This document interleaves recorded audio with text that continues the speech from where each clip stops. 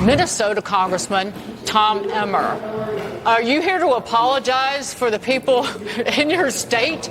I mean, it is run by a governor nicknamed Tampon Tim for putting tampon machines in the boys' bathrooms. So, but I don't understand. Well, I understand the attraction of somebody like Mondani, because he is just a better grifter and a better con artist or charlatan than the current crop of Democrats that you have down in D.C. Well, great to be with you, David. I will tell you, there's a reason why they call it the mini apple.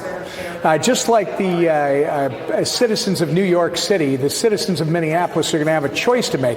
Do you want communist chaos, or do you want a safe, secure, prosperous community? Look, the failed leadership in Minnesota, and I appreciate when you talk about, I'm here to apologize for my state. It's a very small part of our state.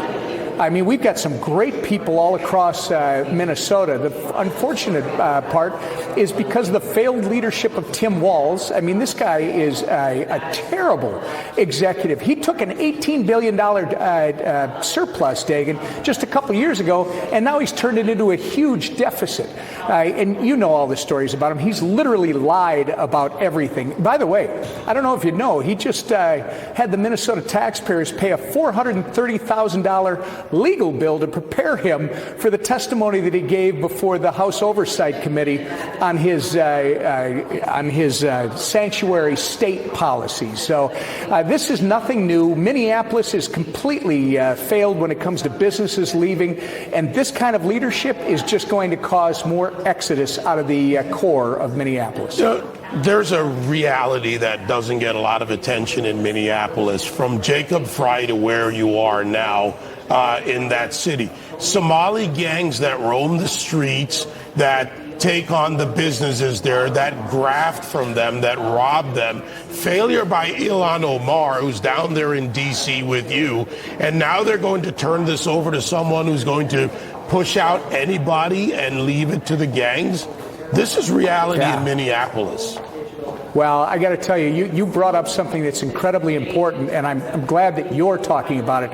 Unfortunately, the failing press in Minnesota, especially in the Twin Cities, is not. These Somali gangs are incredibly dangerous. We had an attack at a high school basketball game last spring where a Somali gang came in and started beating a kid on the bench with a tire iron. We had a shooting at the University of Minnesota during a graduation ceremony this spring that was Somali gang related, and yet no one in the Minnesota media is reporting that that's what's going on.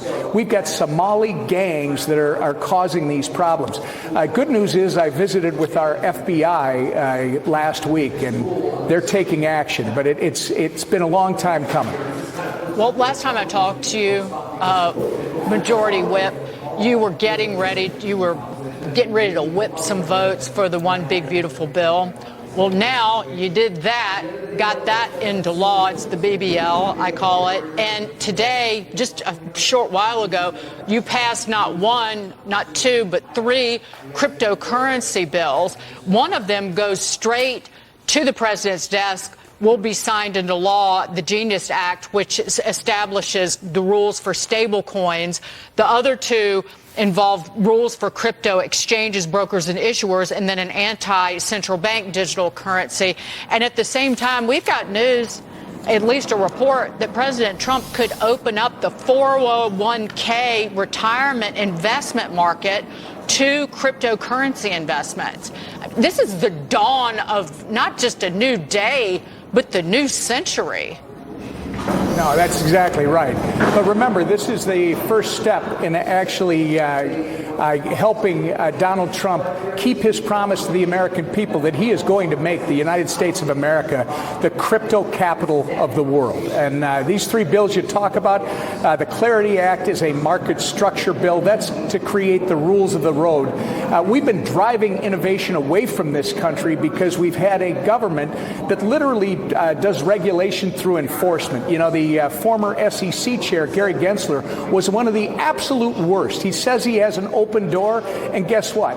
You come in and tell them what your idea is, and you're going to get an enforcement action and just incur all kinds of legal fees. This sets out who your regulator is, what you can expect when you invest in this country, and it's going to bring back the innovation into this country. The dollar-backed stablecoin bill, the Genius Act, Dagan, that is, to me, eventually I think it'll be important domestically, but it's more important to me right now because it's exporting U.S. dollars all around the globe. That cab driver down in Brazil that wants to do business with dollars, he can't right now. With a dollar-backed stablecoin, he can.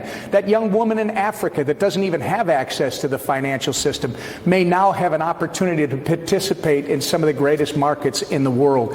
And obviously, the third one was the bill that I've been pushing for a long time.